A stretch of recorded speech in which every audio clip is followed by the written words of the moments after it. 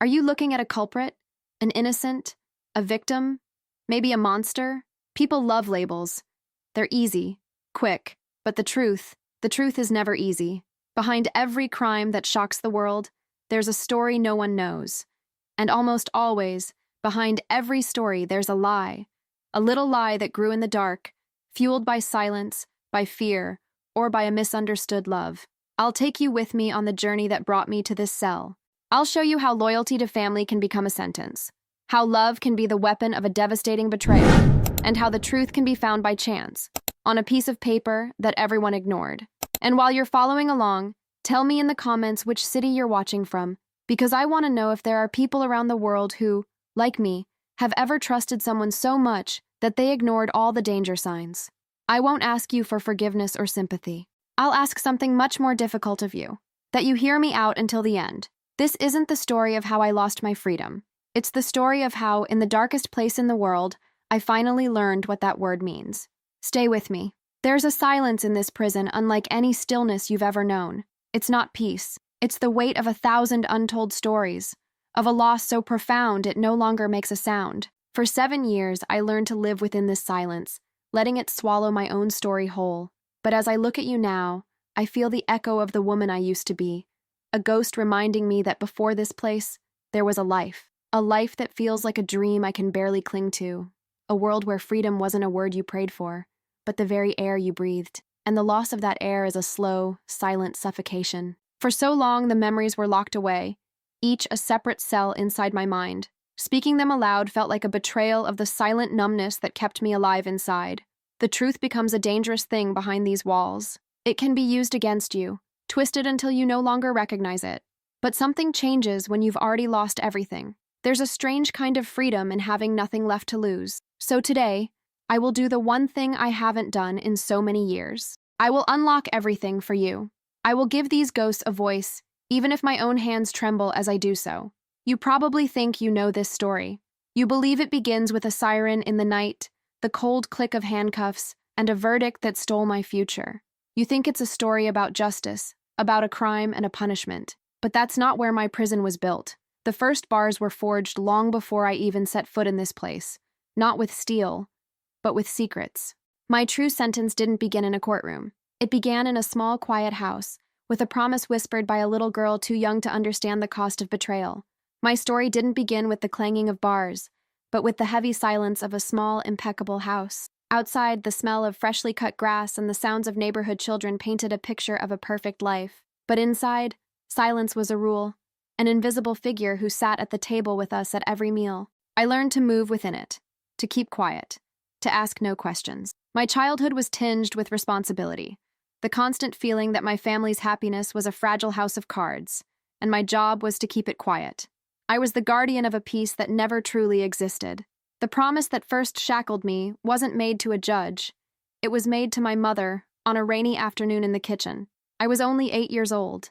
She was drying the dishes with trembling hands, her eyes red from a cry I hadn't seen but could feel in the air. She knelt in front of me, held my shoulders, and said, her voice breaking, "What happens in this house stays in this house. Your father, he's just tired. Promise me, daughter. Promise this will be our secret."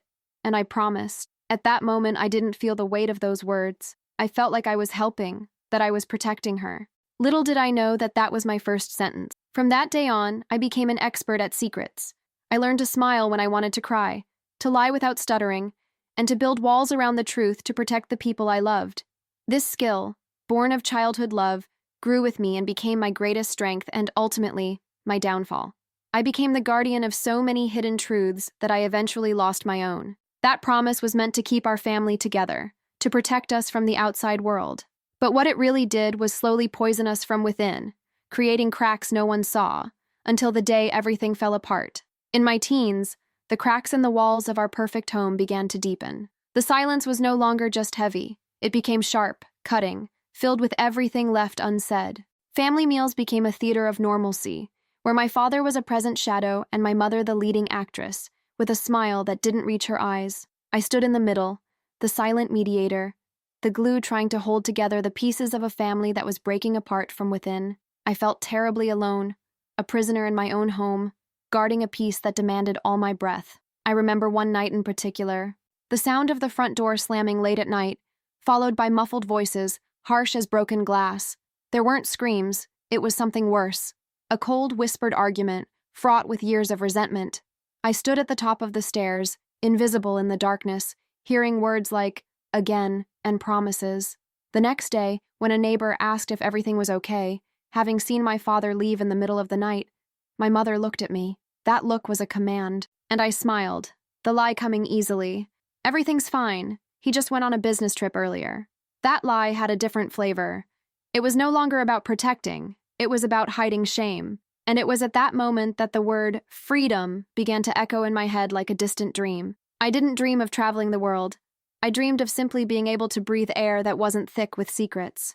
My home, the place that was supposed to be my refuge, became my first prison, and I began searching desperately for an escape route. I was so blinded by the desire to find the key that I didn't realize that the first person who offered me one was actually guiding me to a much larger cell. And then, he appeared. He wasn't part of my silent world of appearances. He was the opposite. He was the sound of a car engine roaring on the street late at night, the smell of cigarettes and cheap freedom. With him, silence didn't exist. There was loud music, easy laughter, and a complete lack of interest in tomorrow. For the first time in my life, I was near someone who didn't ask me to be quiet or careful. He looked at me and didn't see the perfect daughter or the keeper of a secret. He saw a spark of rebellion, and instead of trying to extinguish it, he fanned it into flames. My nights changed. Instead of lying awake listening to the tense silence of my house, I would climb out my bedroom window and get into his car. Every lie I told my parents so I could find him felt like a small act of liberation. I began telling him about my life, but only the parts that made me feel like a victim, a prisoner. I talked about loneliness, but not about shame. He didn't understand the complexity of it all. He only saw the obvious, a cage and a bird. And he offered me what seemed like the only logical solution: break the cage door and fly away without looking back. Today I know I confused the adrenaline of escape with the comfort of love. I didn't fall in love with him, but with the idea of salvation he represented. He was my key, the promise of a world where I would no longer have to carry the weight of my family. The freedom he gave me, however, came at a price. One I didn't know was being exacted with every smile, with every secret I shared. He promised me an antidote to the silent poison of my home, but his poison was only swifter, more lethal. And I was about to take the dose that would cost me everything. The night it all ended began like so many others, with the promise of escape. But the air was different, charged with an electricity that wasn't of excitement, but of desperation. His smile wasn't on his lips. It was tense, and for the first time, I saw fear in his eyes. He spoke of a debt, of a last chance, of a solution that would fix everything. The little girl inside me, the one trained to protect broken men and keep painful secrets, took over. The voice of reason screaming at me to leave was drowned out by the instinct of loyalty my mother had instilled in me. I didn't love him, but I was loyal to my choice to escape through him. He didn't give me all the details, he never did.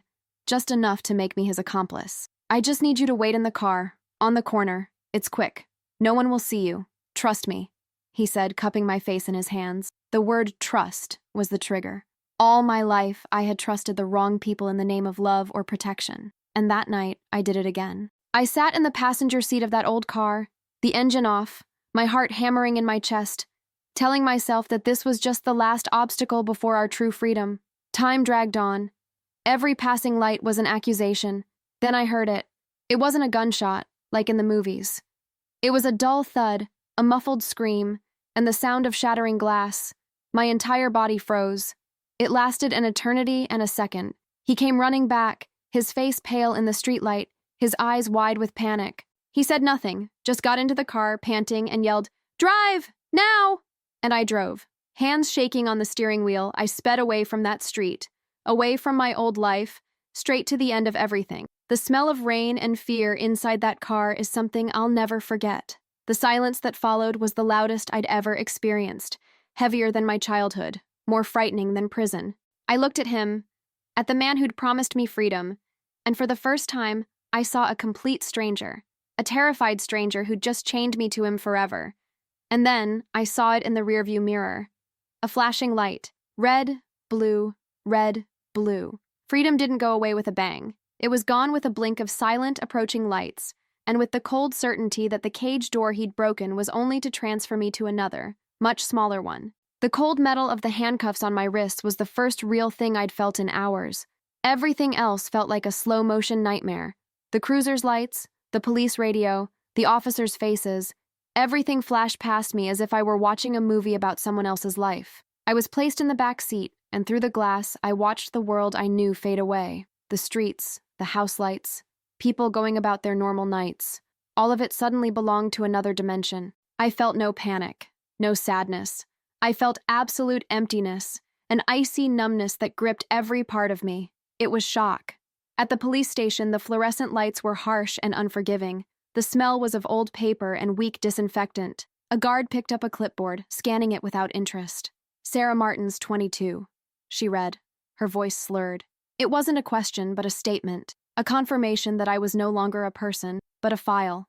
My name and age, stated that way, sounded like the beginning of my obituary. Her voice continued, faceless. "Take off your shoes, your coat, the ring your grandmother gave you." I was stripped of the rest of my identity, piece by piece. Cold black ink stained my fingers as my fingerprints were taken, transforming me from a person into a record. The camera flash for the medical record photo was like a bolt of lightning, forever capturing the image of a lost girl I barely recognized. They took him to another room. We didn't exchange a glance. The alliance that had bound us together in crime was broken as quickly as it had been forged. I was completely alone. In less than an hour, I went from having a name to a number. No one asked me about the silent house, the promise I made to my mother, or my desperate desire for freedom. Justice, I realized then, wasn't interested in whys. It feeds on facts, actions, consequences. My complex story was reduced to a single night, a single mistake. And then, I heard the sound that would become the soundtrack of my new life, the heavy metallic thud of a cell door slamming. In that echo, I finally understood. The justice of men didn't want my story. It only wanted my years. The first morning in prison is the true sentence. It's not the sound of keys that wakes you, but the collective sound of despair. Dry coughs, muffled cries into the pillow next to you, the creaking of metal bunks. The air is heavy with the smell of sweat, fear, and cheap disinfectant. I huddled in my hard bed, the rough blanket scratching my face, and stared at the gray ceiling. I was surrounded by dozens of other women, but the loneliness was so thick, so physical, that I could barely breathe. It was a different loneliness from my home. There, I was alone. Here, I was anonymous, a ghost among ghosts. In the first few days, you learn that injustice doesn't just come from a wrong verdict. It comes in the little things, in the way they push you in the cafeteria line, in the way the guard ignores your request, in the loss of your last link to the outside world. On the third day, I was allowed a phone call. I stood in line for an hour, my heart pounding with a mixture of panic and longing, thinking about calling my mother. But when my turn came, with the cold receiver in my hand, I couldn't dial. What voice would I use? What lie would I tell? Shame paralyzed me. I hung up the phone without a word and returned to the courtyard, the only sound the sound of my own soul breaking. It was there, in a forgotten corner of the courtyard, that I cried for the first time. It wasn't a loud cry. It was a silent collapse, a tremor that started deep in my chest and shook my entire body. I cried for the stupid girl who got into that car. I cried for my mother, who by now knew everything. And I cried for the woman I would never be. Tears here, I realized, don't bring you comfort. They mark you as prey.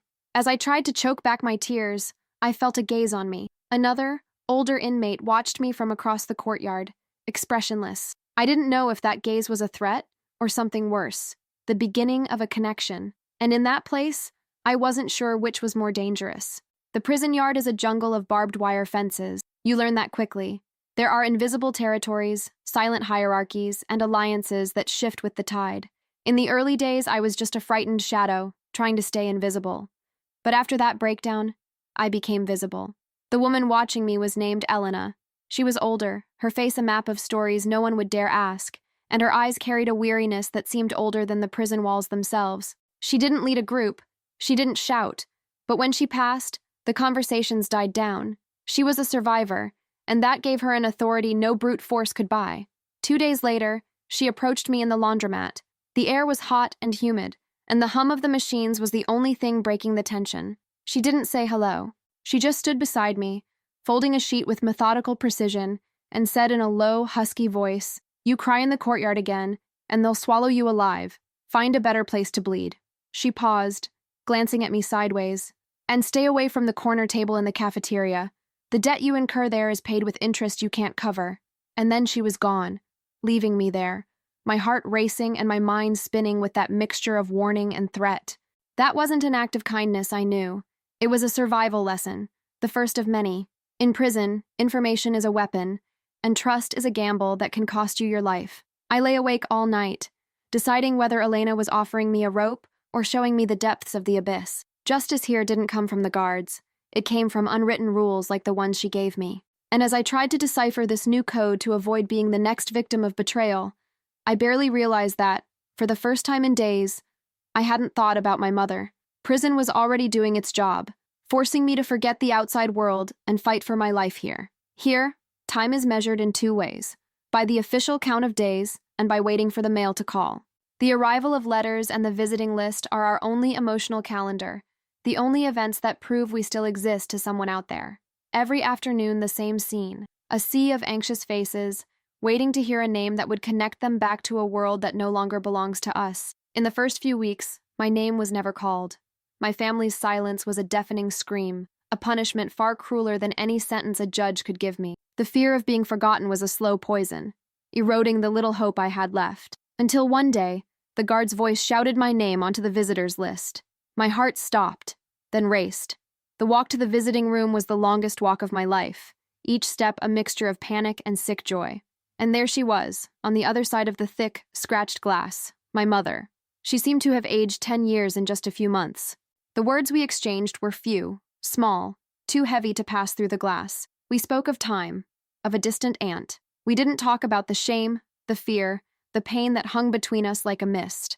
In the end, when time was up, we simply placed our hands on the glass, in the same place. I didn't feel her skin, but I felt her pain, and it was the sweetest, most bitter torture I've ever experienced. I returned to my cell and for the first time, wished I hadn't received any visitors. Seeing the pain etched on my mother's face was like being sentenced again. The freedom I'd so desperately sought had cost her peace, and that was a debt I could never repay. Before the guard took her away, she said something that echoed in my head. She mentioned his name, the man who'd dragged me here. He said he's sorry, she whispered over the intercom, and that he's doing everything he can to help. The word help sounded wrong, a silent alarm going off inside me. A cold premonition that my sentence was only the beginning. The true betrayal still lurked in the shadows, waiting to strike.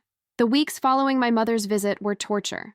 The word help she mentioned was like a shard of glass spinning in my brain, keeping me from sleeping. I replayed the night of the crime in my head, every second, and the image of him, pale and terrified, didn't match that of someone who was helping. Fear became a constant companion, a shadow in my cell.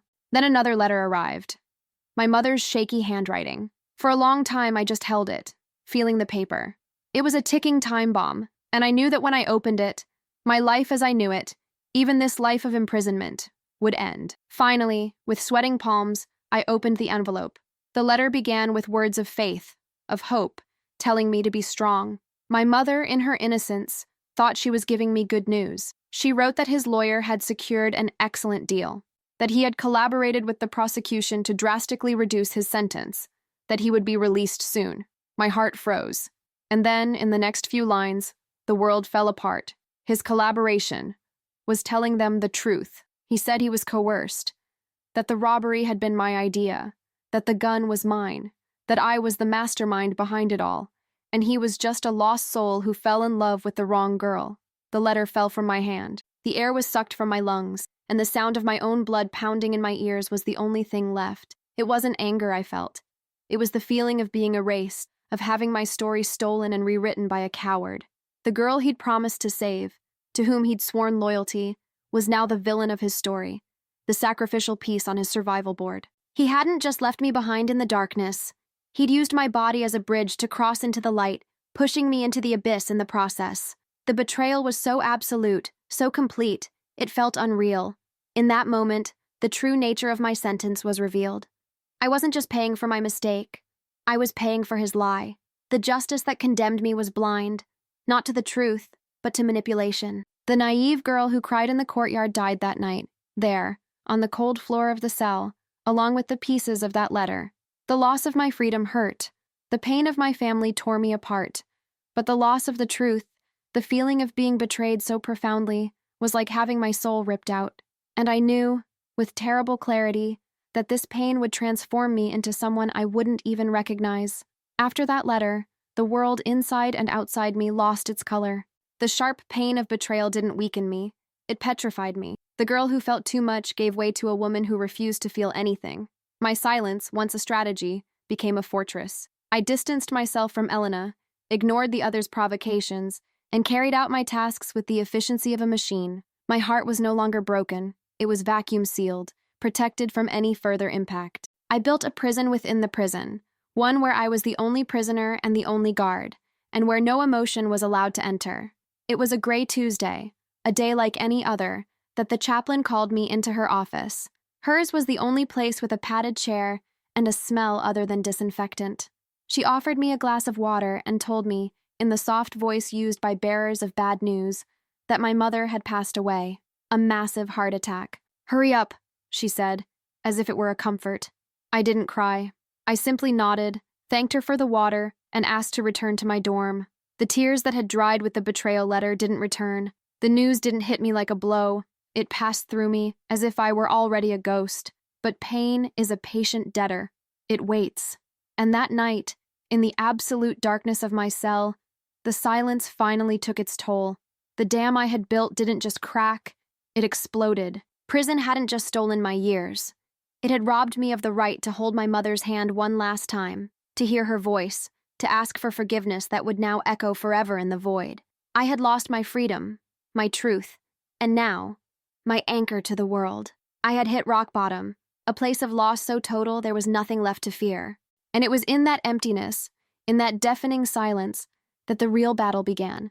Whether I would let myself die there, or whether I would find a reason to keep breathing. The weeks following my mother's death were a desert. The pain didn't evaporate. It crystallized into something harder and colder. A silent rage. A revolt that had nowhere to go. I stopped feeling sorry for myself. Self-pity is a luxury, and I had nothing left. Instead, a single question began to burn inside me, day and night, in the silence of my cell. How? How had his lie become my truth? How could the system, the justice system, be so blind? That how became my only companion, my only focus. The noise of the prison no longer bothered me, because the noise inside my head was much louder. It was this question that drove me to the library, but I didn't look for solace or God. I looked for answers. I found a small section of old donated law books and began reading. I read about cases, about legal procedures, about the gaps between truth and what can be proven. I didn't understand everything, but I learned enough to understand one thing. Justice isn't a divine force. It's a game with rules I didn't know, and that's why I had lost so spectacularly. My pain didn't lessen, but it gained focus. I stopped bleeding and began sharpening the knife of my own mind. I didn't find faith in those pages. I found a pattern of how truth can be twisted, of how one person's silence can be used to give voice to another's lie. It didn't bring me peace, but it gave me purpose, a cold, obsessive purpose. I requested the records of my trial, and when they arrived, they weren't just papers. They were the weapons of the crime that murdered me inside. Each page I turned was a punch in the gut. His lie, cold and printed in black ink. A neighbor's testimony, distorted beyond recognition. My defender's silence, echoing between the lines. I wasn't reading with my head, I read with my scars. And my search wasn't for justice. It was for something much more primal. Proof that I wasn't crazy. Proof that the pain consuming me was real. For months, my cell became a shrine of paper and pain. The stacks of records from my trial were the only decoration. The other inmates looked at me with a mixture of pity and fear.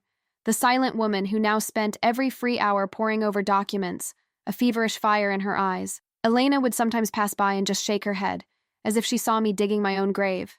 But she was wrong. I wasn't digging a grave. I was searching for a crack in the coffin in which they'd buried me alive.